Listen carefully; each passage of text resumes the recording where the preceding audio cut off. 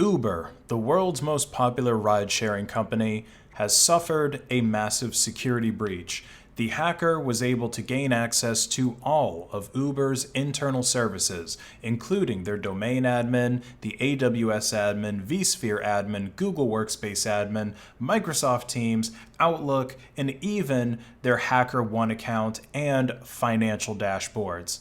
Basically, this hacker had access to all of the company's sensitive information. They even had access to the company's internal Slack channel, which is what they used to announce their hack to the entire company by pinning a message in the channel.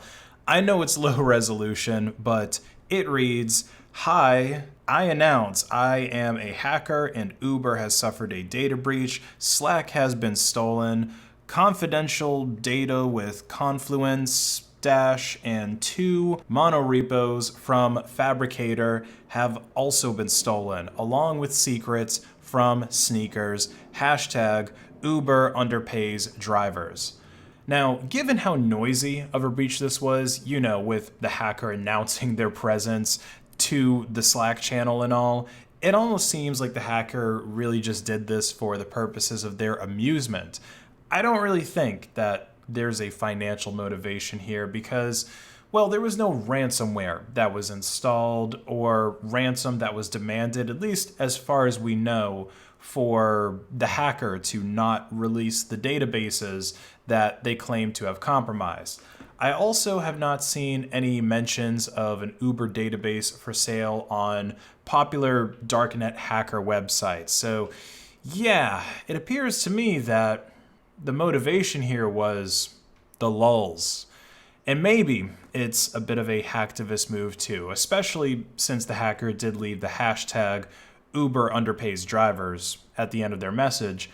Although I can't imagine that hacking a company is really a good strategy to accomplish getting that company to raise their wages, especially when it's a public company. I mean, you can see the direct effect that this hack has had on Uber's stock price after news of the hack broke. Now, at this point, you're probably wondering, how was it that a lone hacker was able to compromise Uber like this? How was it that Uber had their entire company breached?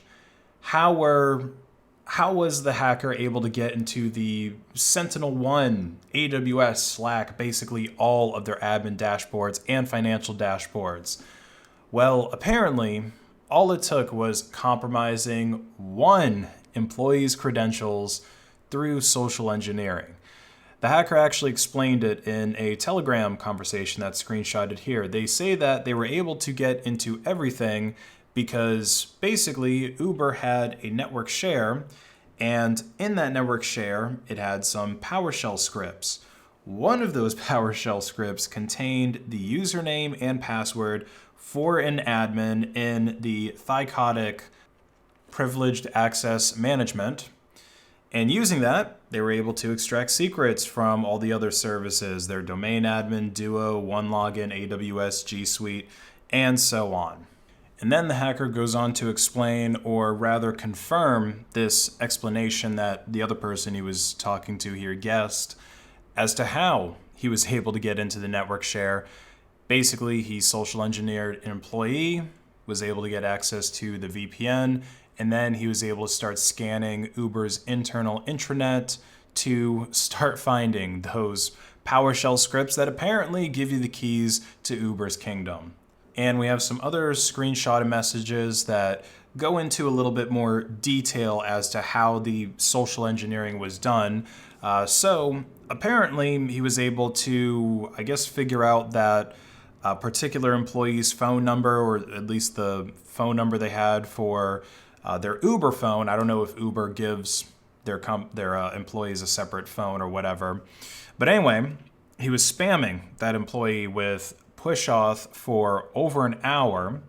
So he's getting these messages saying, someone is requiring authorization, someone's requiring authorization, which should be a red flag, right? But then he contacted him on WhatsApp and claimed to be from Uber IT, and then told him, the employee, that if he wants those push authorizations to stop, that he has to accept it. And then when this employee accepted it, the hacker was then able to add his device as an authorized device. So this is definitely a huge fail on security education from this employee that was compromised. And well, I guess on Uber's part too, for making sure that these employees don't know better. If you're getting spammed push authorizations, then obviously that means that something is off, right? Unless it's you who's actually making those requests. So yeah, this is pretty embarrassing for a company like Uber to get pwned like this. I mean, their IT budget has to be, what, like in the hundreds of millions of dollars or more, and they aren't using two-factor authentication for their VPN or for Thycotic. They're just letting one account have access to everything. I mean, dude, what kind of backwards-ass security setup is this? I mean, I use two-factor authentication for all of my accounts whenever possible, and it's not like I'm running a giant international company here with a net worth of over 63 billion, the largest ride-sharing platform in the world. You would think that that would be the kind of thing that they would have administrator accounts using two-factor authentication where they're using separation of privileges. You know, one person doesn't have access to all these different dashboards. And I think that that may be why Uber's staff responded to the hacker the way they did at first, thinking that this was just some kind of a prank and just responding to them with these emojis and reactions. I mean, hell, 7 of them basically just said that it was sus. They responded with the Among Us character. None of them were probably thinking that Uber could be pwned so easily. Oh no, it's this giant enterprise. Surely their security would be better than this. Now, not much else is known about the hacker, except apparently they're 18 years old, which makes it even funnier. Uber got hacked by someone who's too young to even be driving for Uber. And like I said earlier, I haven't seen any signs of databases being posted, but depending on how much data this hacker exfiltrated, if any, they could be looking at a payday from Uber, because the last time Uber got breached like this in 2016, the hackers got $100,000 for not releasing a database of 57 million driver and rider accounts that they had stolen. Although part of that arrangement was the hackers keeping the data breach quiet, because the former CSO of Uber didn't disclose that data breach until a year after it happened. And of course, he was fired for that. So it appears that Uber's incident disclosure timeline is much better, but their internal security still seems to be absolute crap. So if you're a user of Uber, you might want to go and change your account password and keep your head on a swivel, since ride history data could give someone enough information to follow you around. Crappy security and data breaches. Another 2 reasons not to use Uber.